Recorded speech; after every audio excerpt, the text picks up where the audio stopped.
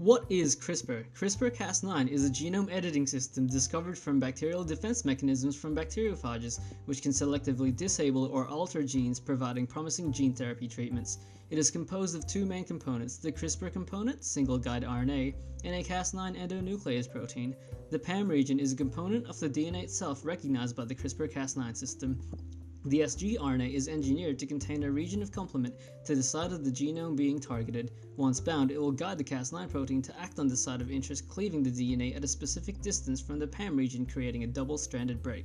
Introducing template or donor DNA, however, will skew the host repair mechanisms towards homology-directed repair, in which the donor DNA may be integrated into the gene of interest, leading to modifications such as defectiveness in the gene product. The genes of interest in this presentation are the genes CAPN1 and CAPN2. Previous studies suggest that the proteins encoded for by these genes after calcium 2 plus activation are responsible for the cleavage of mutated Huntington protein, HTT. This cleavage results in small HTT fragments suspected to promote cell death in otherwise healthy neurons in the caudate and putamen, leading to chorea or atheosis. This is characterized by difficulty in communicating or involuntary movements. Introduction to the target site.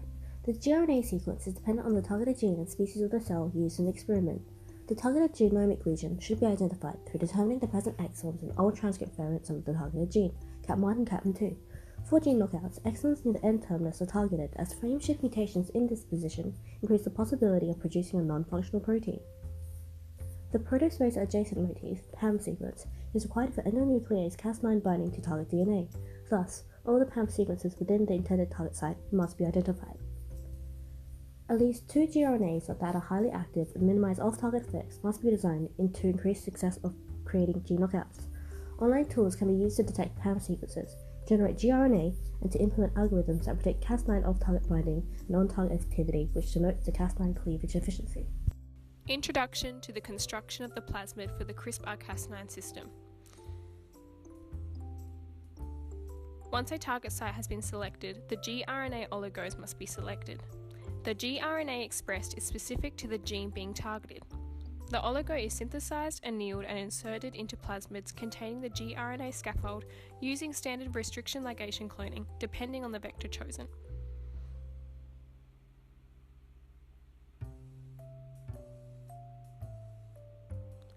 The oligo and endonuclease Cas9 are used to knock out the gene of interest. The gene of interest must be a sequence approximately 20 nucleotides and found upstream of the PAM. The gRNA Cas9 complex binds to the PAM site and unwinds the DNA.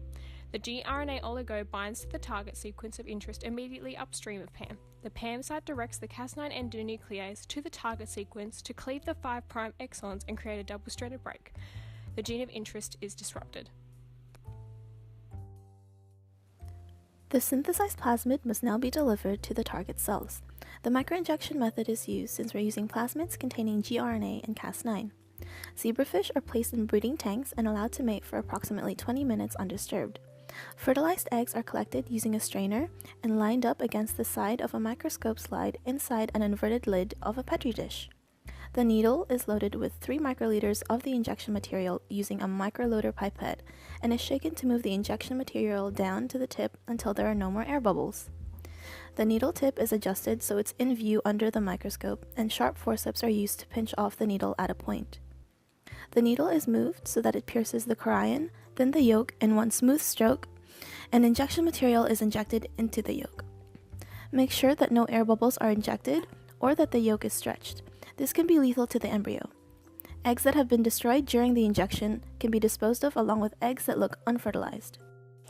After delivery of a plasmid to the affected cells, to ensure CRISPR-Cas9 gene editing has occurred, a number of tests can be carried out.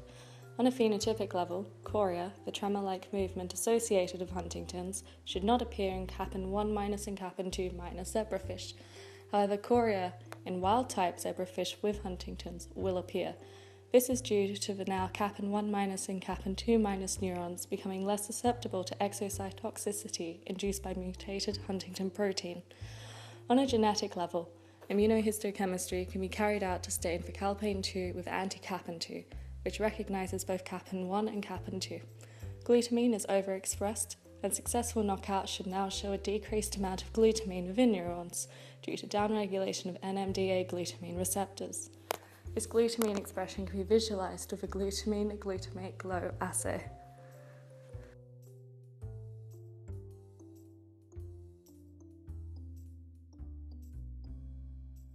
In this experiment, CRISPR is used to knock out the CAPN1 and CAPN2 genes to prevent children developing Huntington's later in life.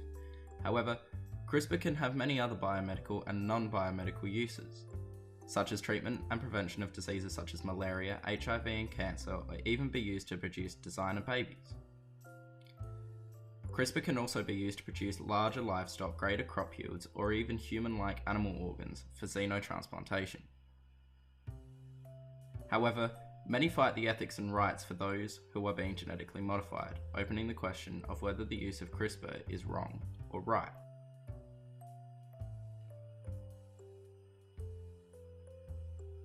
Thanks for watching.